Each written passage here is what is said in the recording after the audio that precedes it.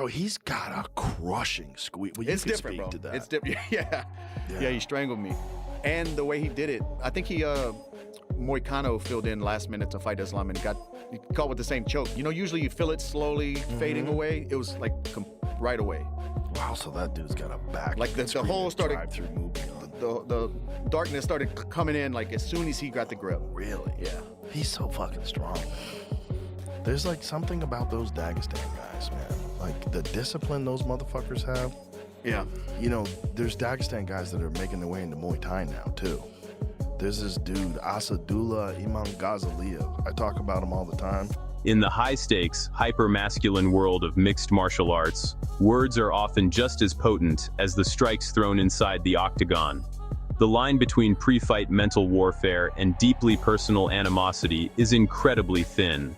And recently, Paddy, the baddie Pimblett, and Dan, the hangman Hooker, completely obliterated that boundary. What started as online banter rapidly mutated into an explosive exchange of brutal, unfiltered hostility. It is a collision of personalities that has turned the entire MMA ecosystem upside down, proving that when two highly combustible characters lock horns on social media, the resulting shockwaves can overshadow the actual fights. Paddy Pimblett, the flashy Liverpool native with a massive cult following, built his brand on outrageous charisma, viral interviews, and a never-back-down attitude. Dan Hooker, the tall, dangerous New Zealander known for his knockout power and veteran resilience, usually lets his fighting do the talking. Their feud exploded when Pimblett targeted Hooker's grappling in a shocking way, and Hooker refused to let it slide. The lightweight division, already packed with stars like Islam Makhachev, Arman Sarukian, and Justin Gaethje, suddenly found itself hijacked by this personal drama. Fans flooded social media, podcasts dissected every word, and analysts debated whether this was genius promotion or a dangerous escalation that could harm the sport's reputation. The tension has reached an absolute boiling point, setting the stage for one of the most vitriolic and deeply uncomfortable dramas the sport has witnessed in recent memory. In an era where fighters weaponize social platforms to build empires and sell pay-per-views, this rivalry feels different, raw, unscripted, and emotionally charged. Some fans love the chaos as pure entertainment, while others fear it crosses into real-world territory that could lead to unsafe situations or damage MMA's image. Whether it culminates in an official matchup or remains an explosive on-site promise, the shockwaves continue to ripple. This feud exposes how fragile the boundary is between hype and hatred in combat sports. Behind the highlight reels and billion-dollar promotions are real egos, real traumas, and real men willing to go to dark places. As the MMA world watches intently, one question dominates. Can the sport contain this level of personal fire? Or will the boiling point consume everything in its path? It doesn't go to the bicep. I know. And the squeeze is different. He's pulling to his chest. It's not like a angle squeeze. It's different. So the defense is different. When I got my legs out and tried to walk around, he hooked my leg, but like the squeeze is completely different. Completely different. You know, you belly down and kind of get some space to breathe. You can't the way he does it. Craig Jones broke it down. It's like a front choke, almost like a squeeze to your chest. It's not an angle that you use for a normal Dorsch choke. I know. I was shocked the first time I saw him do it. I was like, maybe he just like couldn't cinch up the bicep. The spark that ignited this absolute inferno was a specific, highly controversial comment made by Paddy Pimblett targeting Dan Hooker's grappling pedigree. In the fight game, attacking a man's skill set is standard operating procedure, but the exact phrasing Pimblett chose sent shockwaves of discomfort throughout the community. He deployed a dark, aggressively crude analogy regarding Hooker's inability to fight off an attacker, shifting the conversation instantly from athletic critique to something incredibly sinister. During an interview, Pimblett declared that Dan Hooker couldn't grapple a F-seeking rapist off his ma, using the hypothetical to mock Hooker's ground game after recent struggles, including a submission loss. The MMA world, usually desensitized to trash talk, collectively gasped. This wasn't just gamesmanship, it was a verbal strike that many felt crossed every boundary of decency, immediately transforming a competitive rivalry into a deeply personal, fiercely heated blood feud. The comment went viral instantly, sparking fierce debates across X-Reddit and MMA forums. Pimblett's defenders called it classic baddie, over-the-top banter meant to rattle an opponent. Critics, including fighters, analysts, and fans, condemned it as tasteless and unnecessarily dark, especially involving such a sensitive scenario. Hooker, a respected veteran and father, took it as a deeply personal attack on his character and family, refusing to treat it as harmless joking. The backlash highlighted ongoing conversations in MMA about where to draw the line in pre-fight rhetoric. While icons like Conor McGregor thrived on outrageous promos, Pimblett's wording felt uniquely uncomfortable to many. It instantly elevated the stakes, turning what could have been a standard lightweight scrap into something emotionally charged. Discomfort rippled through the community, with calls for self-regulation clashing against defenses of free speech in combat sports. This single sentence became the inescapable flashpoint referenced in every discussion, proving that in the age of instant virality, one crude joke can redefine an entire narrative and force the sport to confront its limits of acceptable provocation. The feud was no longer about rankings or styles. It had become visceral and personal. I saw him do it a second time. I was like, no, this guy's trying to do it that way. He grabs right here, right? Yeah. And Craig Jones pulls did to an his awesome chest. breakdown of it on YouTube, where he explains why it's effective and what's so good about it. And when he gets the grip locked in, like it's complete, immediate blood shutdown. You know, usually you feel it slowly fading away. It was like right away. Wow, so that dude's got a back. Like the whole started drive-through movie on. The darkness started coming in like as soon as he got the grip. Really? Yeah. He's so fucking strong, man. There's like something about those Dagestan guys, man. Like the discipline those motherfuckers have. Yeah. You know, there's Dagestan guys that are making their way into Muay Thai now, too. When an elite fighter feels his character has been violated, the response is rarely diplomatic. Dan Hooker caught wind of Pimblett's crude grappling analogy and responded with a cold, terrifying anger that stripped away any illusion of this being a promotional stunt. There was zero humor, zero playful banter, and absolutely no hesitation in Hooker's reaction. He made it crystal clear to the entire world that the situation had genuinely turned violently personal. By declaring it an on-site scenario, Hooker signaled that the rules of engagement had changed. This was no longer about selling pay-per-views. It was about visceral, real-world retribution, escalating the feud from a digital spat into a promise of imminent, unavoidable physical confrontation. Hooker, known for his calm demeanor and lethal striking, fired back forcefully.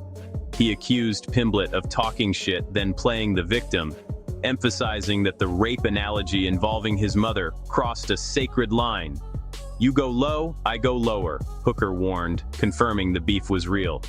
Fans were stunned by the intensity. Many expected typical MMA trash talk, but Hooker's fury suggested deeper offense. The on-site declaration raised eyebrows across the community, with some praising Hooker for defending his dignity, and others worrying it could lead to unsanctioned consequences outside the cage. The New Zealanders' response shifted the narrative entirely. What began as Pimblett poking at grappling weaknesses became a matter of respect and boundaries. Hooker made it clear he had no interest in playing the promotional game anymore. This escalation captivated the lightweight division, forcing other fighters and analysts to weigh in. In a sport built on controlled violence, moments like this remind everyone that emotions can override contracts and rankings. Hooker's cold anger served as a chilling reminder that some insults demand real answers, not just octagon matchups. As the drama unfolded, the MMA world braced for potential fallout, wondering whether this personal war would stay verbal or spill into something far more dangerous. Islam Makhachev.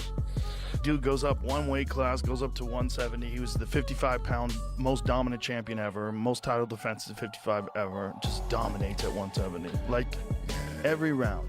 People are saying it's boring, but listen, man, it's boring if you're a casual. The fact that he was able to do it every round, it was a little frustrating because you wanted Jack to try to adjust, but he couldn't, man. Islam shut his game down right away. He low kick front leg real quick, had him limping real quick. Like within the first round, he had hit it 3 or 4 times. Bad. Adding a fascinating layer of complexity to this escalating feud is the glaring hypocrisy highlighted by the MMA fan base regarding Paddy Pimblett's own moral boundaries. In the exact same interview where he leveled the grotesque insult at Hooker, Pimblett took a staunch, incredibly respectful stance when asked about Ilia Topuria's personal family issues. Pimblett explicitly stated that family and personal matters are unequivocally off-limits, demanding that fighters stick strictly to criticizing skills. This stark contrast, preaching moral high ground regarding Topuria while simultaneously dropping a vile, deeply personal analogy against Hooker, has painted a picture of a fighter who fiercely protects his own boundaries while recklessly trampling over the lines of others, fueling the intense public backlash against the Scouser. Fans quickly pointed out the inconsistency. Pimblett insisted family topics should remain sacred, yet chose phrasing involving Hooker's mother in a highly sensitive hypothetical. The backlash was swift and brutal on social media, with critics labeling Pimblett a hypocrite who applies rules selectively. Supporters argued context mattered, and that his Topuria comment showed general respect, but the damage was done. This perceived double standard added fuel to the fire, making the feud even more polarizing. Pimblett's brash persona has always divided opinions. Loved for his authenticity by fans in Liverpool and beyond, criticized by others for crossing lines. This moment amplified those divisions. Analysts debated whether it was calculated gamesmanship or careless wording from a fighter who thrives on unfiltered expression. The hypocrisy angle became a central talking point, with many arguing it undermined Pimblett's credibility in calling out others. In the broader MMA landscape, it sparked discussions about consistency in trash talk ethics. As the rivalry intensified, this layer of complexity made the drama more compelling, turning a simple beef into a character study of one of the sport's most polarizing figures. The public scrutiny showed no signs of letting up. Khabib is without doubt one of the all-time greats, one of the greatest to ever do it.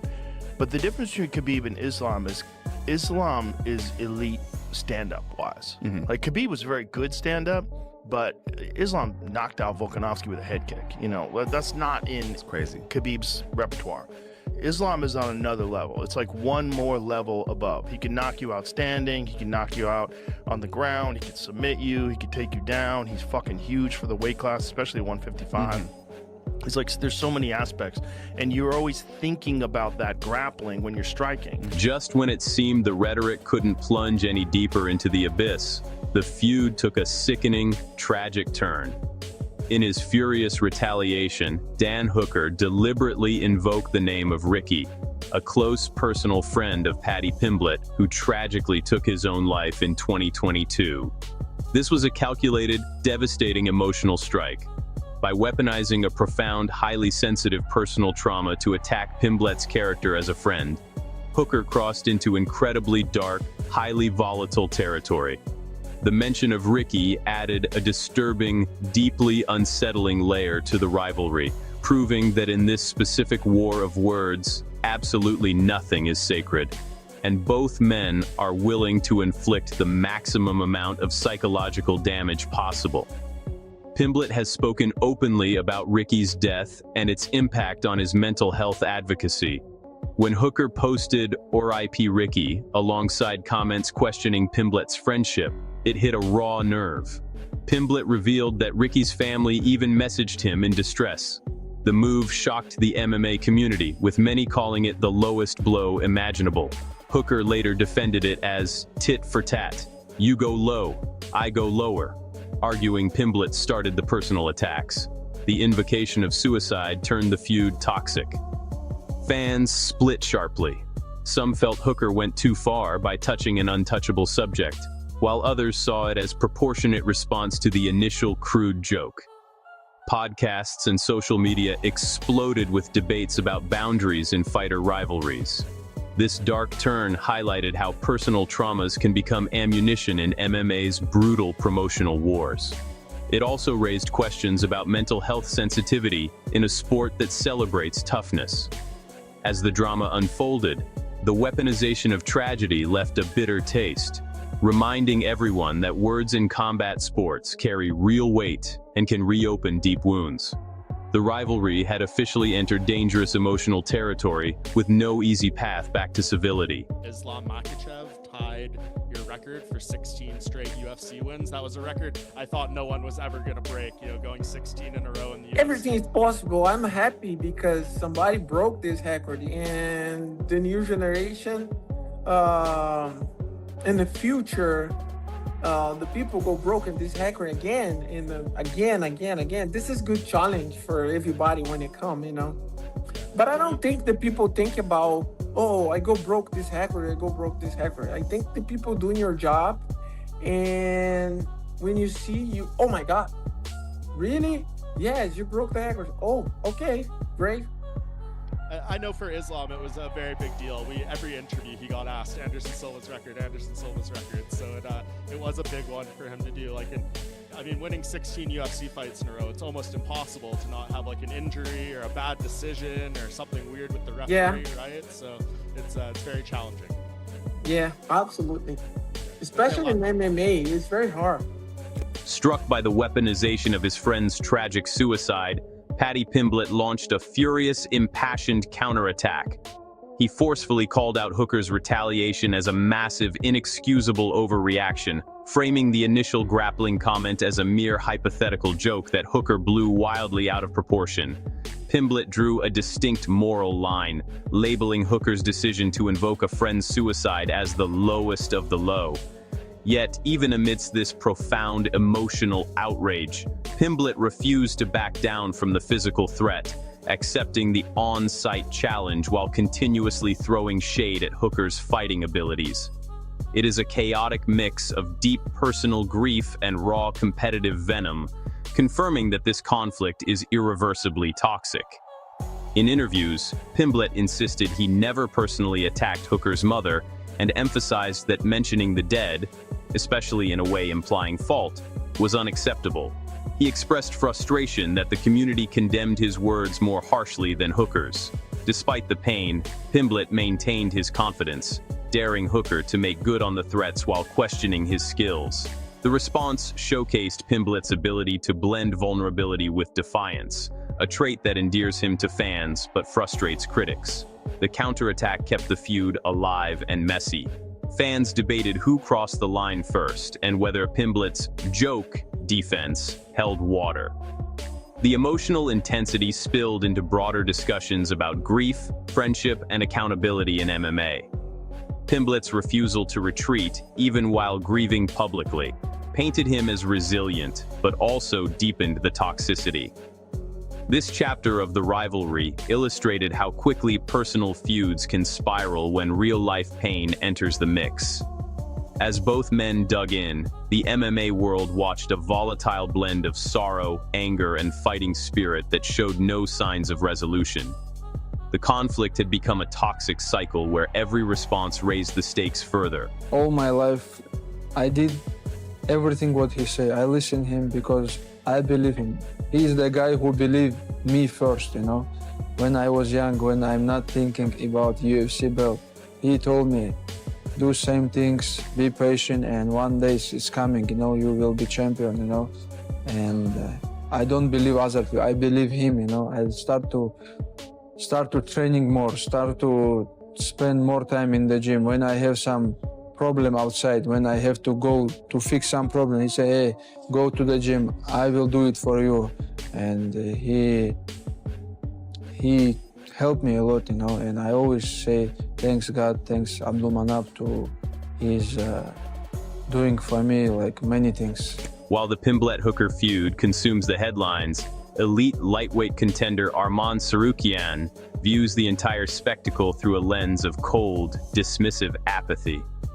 Sarukian completely shrugged off the escalating drama, deliberately downplaying the beef as meaningless noise between two fighters he simply does not view as operating on his elite level. To Sarukian, this is the squabbling of mid-tier combatants desperately trying to stay relevant. by framing them as equals who are ultimately non-factors in the absolute highest echelons of the championship picture. Sarukian positioned himself above the fray, offering a chilling reminder that in the unforgiving hierarchy of the lightweight division, online drama means absolutely nothing without the elite skills to back it up. The Armenian wrestler, ranked near the top and coming off strong performances, labeled both men trash cans and questioned their place in title contention. He mocked the idea of them competing at his level, suggesting the drama was just noise from fighters chasing relevance. Sarukian's comments resonated with fans who see him as a serious title threat with superior wrestling and well-rounded skills. His dismissal added another layer to the lightweight chaos, reminding everyone of the division's brutal pecking order. While Pimblett and Hooker traded personal barbs, Sarukian focused on his own path, avoiding entanglement in the mess. His apathetic stance highlighted a common fighter mentality. Respect is earned in the cage, not on social media. The comments sparked debates about rankings and hype versus substance. Some praised Sarukian for staying focused, while others saw arrogance. In a stacked division with Makhachev at the top, Sarukian's words served as a strategic positioning move, elevating his own stock while diminishing the feuding pair. The dismissal underscored how quickly drama can be contextualized when a higher-level talent enters the conversation. How many young kids look it for the Habib, look it for our team, you know? And we never go party, we never go somewhere, we never smoke, drink, do some bad things, you know? And that's why we have big support in our country. And I also try to show like MMA fighter, try to show like real Muslims, you know, who is the not smoking, not do this all bad things. Arman Sarukian didn't just dismiss the drama, he took direct aim at the very foundation of Paddy Pimblett's fighting identity, his grappling. Sarukian openly and aggressively questioned just how dangerous the baddie truly is once the fight hits the canvas. He pointedly highlighted that Pimblett consistently avoids testing himself against elite, top-tier competition in pure grappling exchanges, relying instead on a carefully curated reputation. Sarukian implied that gym rumors and localized success mean nothing, painting a harsh picture of Pimblett as a trash grappler who would be thoroughly exposed and dominated if he ever dared to step onto the mat with a truly world-class elite submission specialist. Sarukian amplified his critique by mocking footage of Pimblett being submitted in a gym grappling tournament, calling him the trash can who claimed superiority. This direct attack struck at Pimblett's core strength, his Brazilian jiu-jitsu background and slick submissions that have defined many wins. Fans of Sarukian love the confidence, seeing it as a realistic assessment from a wrestler who has dominated elite competition. Pimblett's supporters fired back, defending his octagon record and arguing Sarukian was overlooking real fight variables.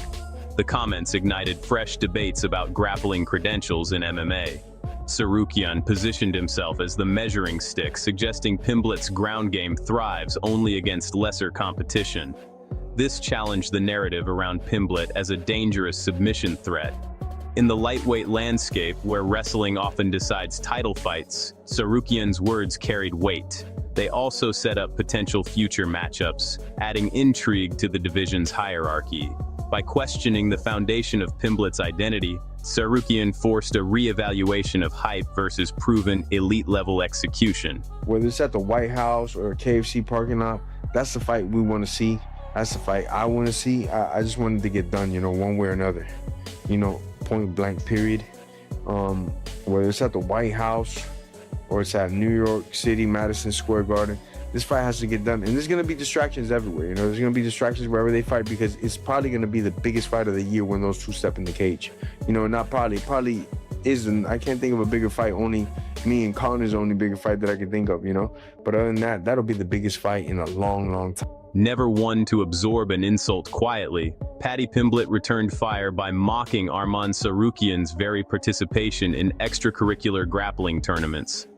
Pimblett aggressively downplayed any success Sarukian might have outside the demanding multidimensional world of MMA.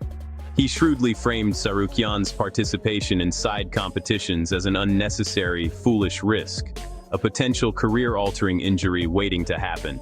By contrasting Sarukian's extracurricular grappling with his own singular, dedicated focus on fighting inside the octagon, Pimblett attempted to invalidate Sarukian's critiques, making it abundantly clear that he views pure grappling matches as a distraction from the ultimate violent truth of real mixed martial arts combat. Pimblett argued that true fighters prioritize the cage over side quests that could lead to injuries without UFC payoff. This counter-targeted Sarukian's grappling prowess directly, suggesting his successes came in controlled environments rather than the chaotic reality of MMA. Fans enjoyed the back and forth, with each side accusing the other of avoiding real tests. Pimblett's response showcased his quick wit and refusal to yield ground in verbal wars.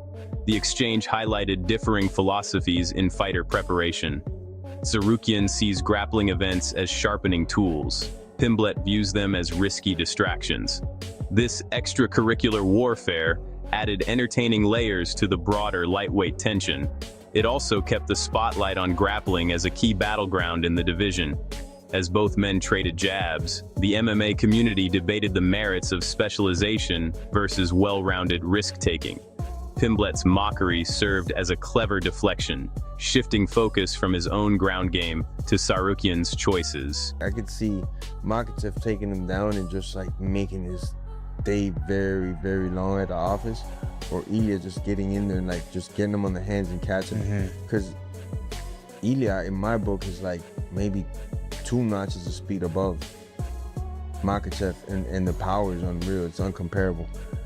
But Makhachev on the ground doesn't get tired, can submit you from anywhere, and he's just so damn good at getting to your legs and making you work that even if he doesn't take you down right in the beginning, he's still taxing the F out of your gas tank. He's making you get tired, he's making you work, and then right when you think, oh, he's gonna go for a takedown, boom, he throws a shot, he throws another shot to your face, and he gets to your legs. Like, I really thought, and I still think Jack is like cream of the crop, you know, his wrestling defense is not that bad, his striking is second to none, and he played with him. I was there live. That was bad. The strategic chess match surrounding the lightweight title picture took a fascinating turn regarding Arman Sarukian's status as a potential backup fighter. Despite widespread speculation that he was the obvious choice to step in for the Pimblett-Gaethje clash, Sarukian has firmly declared he will no longer put his body through the brutal, dehydrating torture of a weight cut without a definitive, official guarantee. From a highly pragmatic standpoint, the physical and emotional toll of draining one's body is immense. Having already endured that grueling process recently with absolutely zero tangible reward, Sarukian is fiercely protecting his health and energy, demanding that the UFC present a concrete, undeniable opportunity before he ever agrees to step on the scale again. Sarukian's stance reflects hard-earned lessons from past experiences, including weigh-in controversies and last-minute changes. Fighters often sacrifice health for short-notice opportunities, but Sarukian drew a firm line, prioritizing long-term well-being over speculation. This pragmatic approach earned respect from some while frustrating others who saw it as entitlement. In a division where title shots are rare and grueling, his demand for guarantees added complexity to matchmaking. The decision highlighted broader issues in the UFC, the physical cost of weight cutting, and the need for clearer communication. Sarukian's refusal shifted dynamics, forcing the promotion to consider alternatives. It also positioned him as a calculated operator unwilling to be used as a backup without assurances.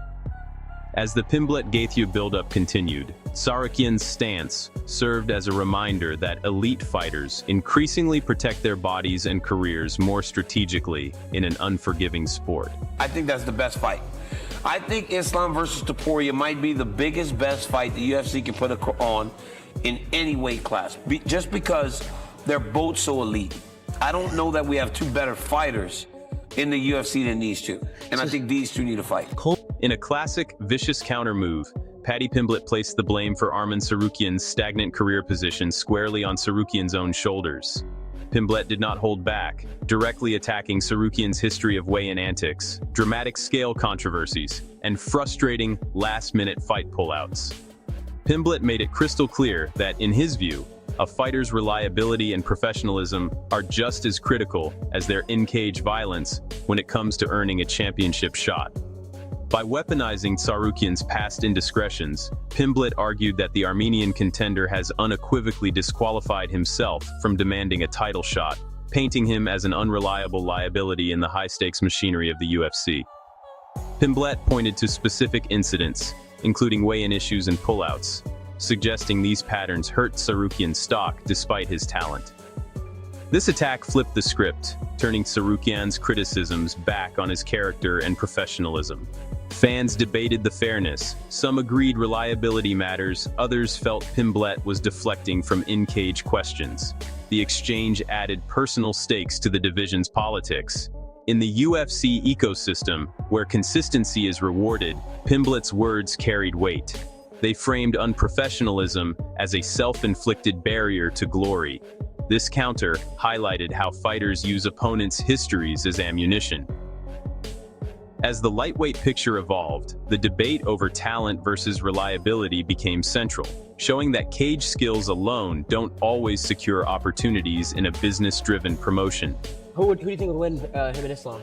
I think he would beat Islam. You think so? I think so. I think he would outstrike. I think he'd outstrike him, and he's so short and center of gravity to the ground. He's not going to be easy to take down. Yeah. So I think Islam would have fits trying to take him down. And look what happened when Islam fought Volkanovski the first fight. It was very close. He only won by 1 round, and you saw what Topuria did to Volkanovski. He knocked him out in the 2nd round. Yeah. The narrative of actions carrying heavy consequences was given absolute, undeniable validation by none other than UFC CEO Dana White. Addressing the fallout from Arman Sarukian's infamous controversial headbutting incident with Dan Hooker at the weigh-ins, White explicitly confirmed that the altercation played a very real, tangible role in Sarukian missing out on a coveted lightweight title shot. This serves as a stark, powerful reminder to the entire roster. The UFC holds its athletes strictly accountable for their conduct beyond the octagon doors. Unprofessional, violent outbursts outside the cage carry incredibly serious, real-world consequences that can completely derail a fighter's professional trajectory and championship dreams. White stated the headbutt 100% factored into decisions, alongside other issues. The incident occurred during ceremonial weigh-ins when tensions flared. This confirmation validated critics who argued behavior matters in title contention. It sent a clear message across the roster about UFC standards. Fans and analysts discussed the balance between fighter passion and professionalism. The revelation added context to Sarukian's frustrations and reinforced corporate accountability in MMA. It also tied into broader themes of consequences in a sport where emotions run high. White's words served as both warning and justification, shaping narratives around reliability and title shots. In the competitive lightweight landscape, this reminder underscored that off-cage actions can be as decisive as in-cage performances. Who do you got winning? Islam or Ilya? Man, I don't know. I think Islam. For real? Yeah. Ilya's good. I just reckon the size would be a lot. He got bigger. He said he started taking creatine or some shit. Yeah, he was big. But then again, Ilya he's a heavy puncher, eh? If he can keep it on the feet and land punches, be a good fight. It needs to happen. I think a lot of people want to see that. Peeling back another complex layer of the Arman Sarukian saga reveals the painful, hidden truth behind his controversial withdrawal from the highly anticipated UFC 311 clash against Islam Makhachev.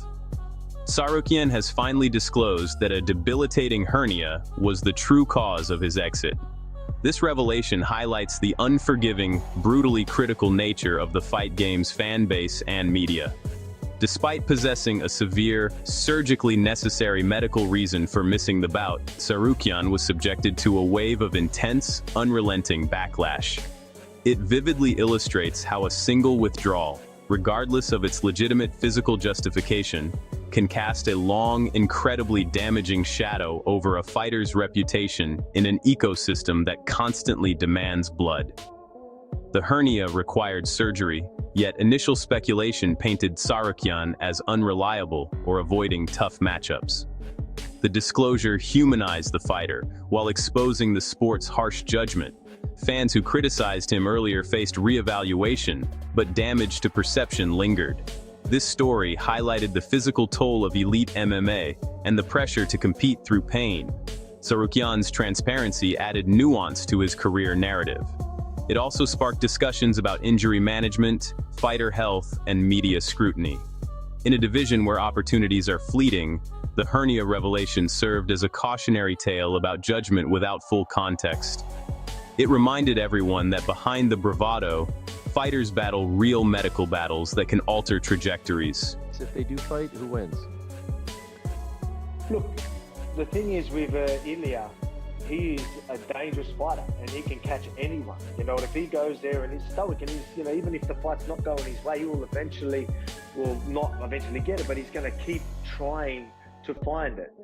You know, them later rounds are going to get harder for him, but, you know, if he was to land, he could definitely knock him. The tension surrounding the lightweight division isn't limited to the fighters. It has spilled over into a fiery clash between Arman Sarukian and prominent MMA analysts regarding Ilia Topuria's potential.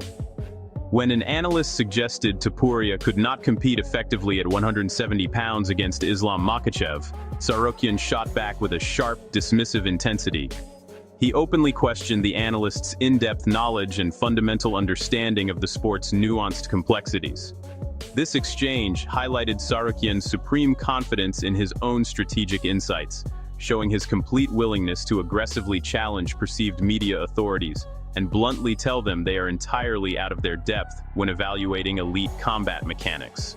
Sarukian's retort underscored his belief in Topuria's capabilities and his own deep fight IQ. The clash entertained fans, pitting fighter expertise against media analysis. It reflected broader tensions between athletes and commentators.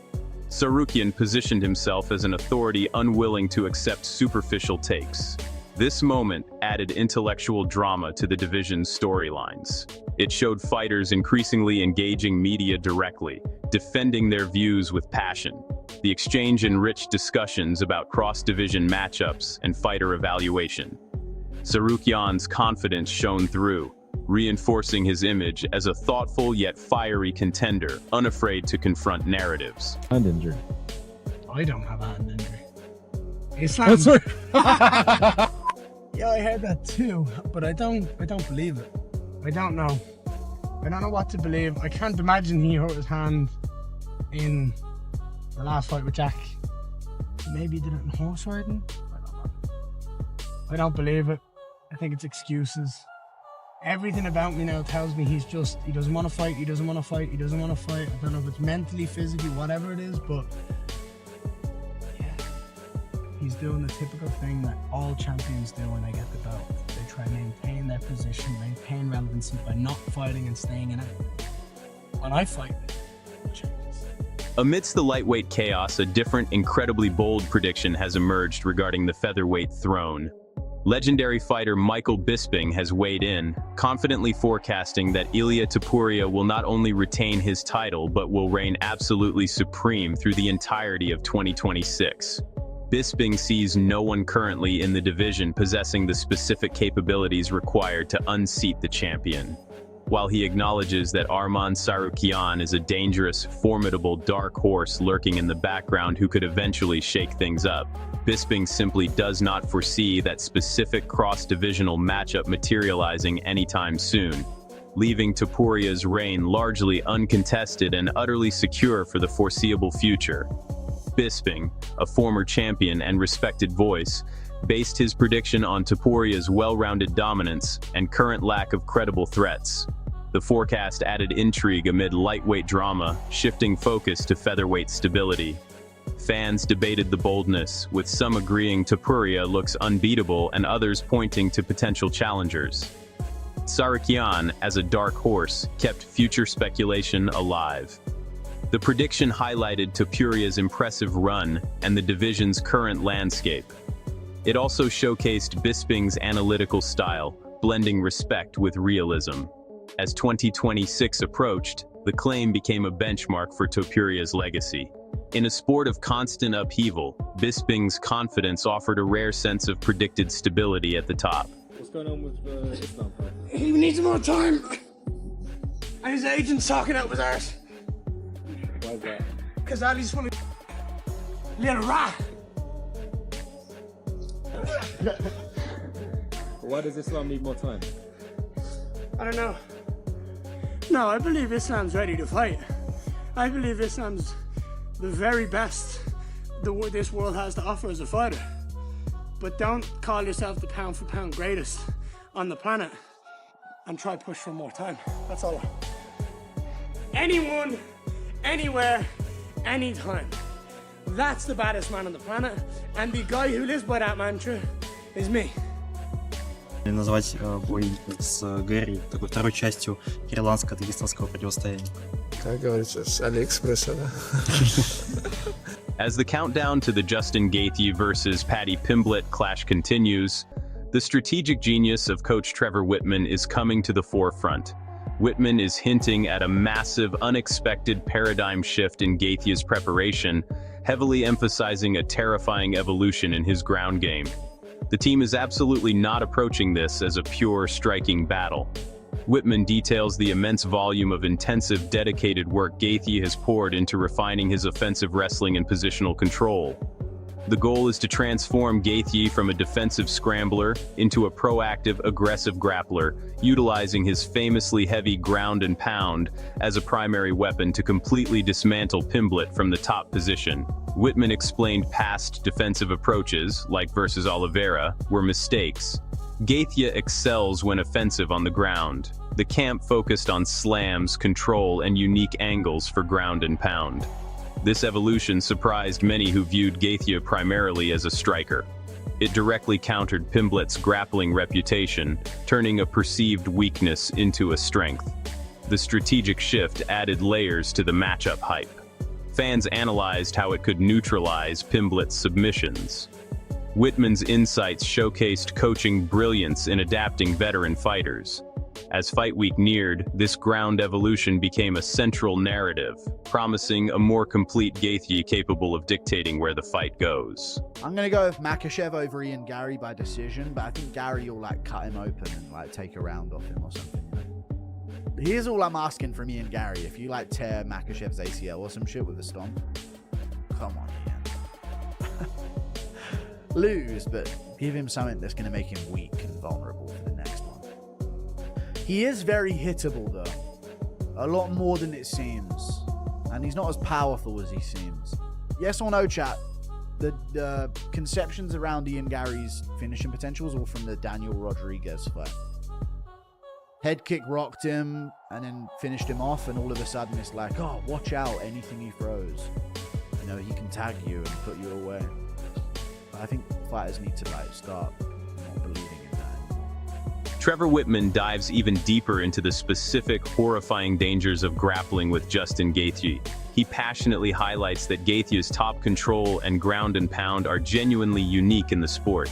It isn't just about raw power. It is the intelligent, unorthodox angles and relentless, suffocating pressure he employs that makes it exceptionally difficult for opponents to survive. While Wittman acknowledges Pimblett's skill in dragging fights to the mat, he fundamentally dismisses Pimblett's ability to actually take Gaethje down or maintain control. The implication is chilling. If the fight hits the ground, it will be because Gaethje put it there, and Pimblett will find himself trapped underneath a completely different, overwhelmingly violent caliber of top pressure. Wittman described Gaethje's ground and pound as featuring punches from unexpected angles and heavy, controlling pressure reminiscent of elite wrestlers. The coach expressed confidence that Gaethje could dictate grappling exchanges offensively. This detailed breakdown heightened anticipation, painting a picture of Pimblett potentially overwhelmed in his supposed area of strength. The comments fueled debates about stylistic matchups. Wittman's praise for Gaethje's unique top game added fear factor to the bout. It also demonstrated the camp's thorough preparation and belief in adaptation. As the clash approached, this vision of violent top control became a key talking point, suggesting the fight could defy expectations in grappling phases. Ilia Topuria is fuck. God damn that dude. Dude, I love Justin. I'm a fan. I don't like this matchup for him. Well, you know what? I mean, Justin knows what he's getting into, and it's hard to count that dude out. He's such an animal. Yeah, he can land the shot, but... And it's in the White House. Who knows? Who knows what's going to happen? But that dude has the touch of death. Yeah. He has the touch of death. And he's not a big guy. I've never seen him in person, but I was talking to somebody recently, and they said, no, he's 5'7", you know. He's small, man. He's not big. Yeah. I mean, there's a photo of me standing next to him when we did the podcast. We're standing next to him. He's much smaller than me. And, bro, he puts people into the shadow realm. Yeah. It's just technique and confidence. His confidence is crazy. He had a victory party for the Oliveira fight the night before. Drinking wine. I saw. I don't think he was drinking wine. No? I think he was drinking water the night before, but he has drank wine in weigh-ins. Yeah. When he's getting ready to weigh in, the weight cut. Despite the terrifying reputation of his opponent, Paddy Pimblett is operating with a palpable, almost eerie level of undeniable confidence. He emphatically insists that if he shares the cage with Justin Gaethje, the fight will absolutely not go the distance. While acknowledging Gaethje's legendary fight-ending power, Pimblett claims to see clear, glaring, exploitable openings in Gaethje's defensive structure. He is actively painting a vivid, highly specific picture of himself, utilizing range, exploiting Gaethje's tendency to take one to give one, and ultimately securing a decisive, highlight reel knockout or submission. It is a bold, unwavering prediction from a fighter who genuinely believes he possesses the exact tactical key to unlock and dismantle the highlight. Pimblett's confidence stemmed from perceived flaws in Gaethje's style and his own evolving striking and grappling. He envisioned breaking Gaethje down methodically, capitalizing on exchanges. This unshakable belief energized his fan base while drawing skepticism from critics who respected Gaethje's experience. The prediction added personal stakes, setting up potential redemption or embarrassment. In the build-up, Pimblett's words kept the hype alive. They reflected his brash persona and mental edge tactics. Whether accurate or not, the forecast framed the matchup as a finish-oriented war. It showcased Pimblett's mindset, entering as the confident underdog ready to shock the world with precise execution.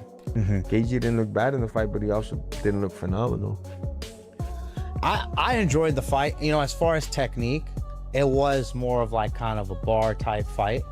But I mean, Gaethje dropped him like so many times. Yeah, it was crazy.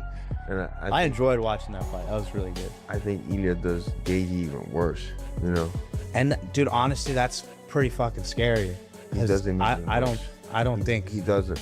They're at another level. Yeah, I've trained with Ilia plenty since like his first UFC fight. I was calling it back then. This guy's gonna be champ. I'm telling you, he's gonna beat the fucking brakes. He retires Homer Simpson that day in the fucking cage. He'll never come back into fighting that dude. Fuck. I mean, Homer Simpson's gonna fucking.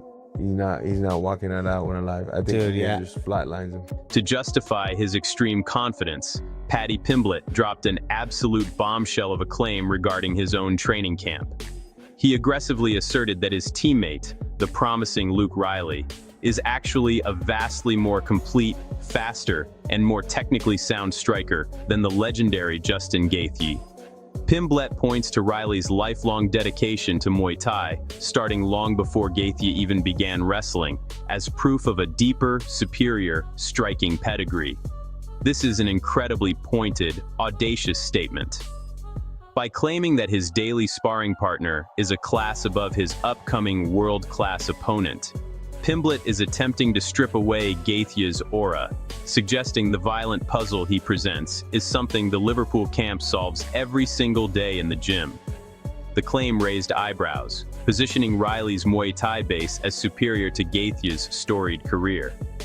Pimblett used it to normalize the threat, implying his team sees better versions daily. Fans debated the boldness. Some saw motivation, others disrespect.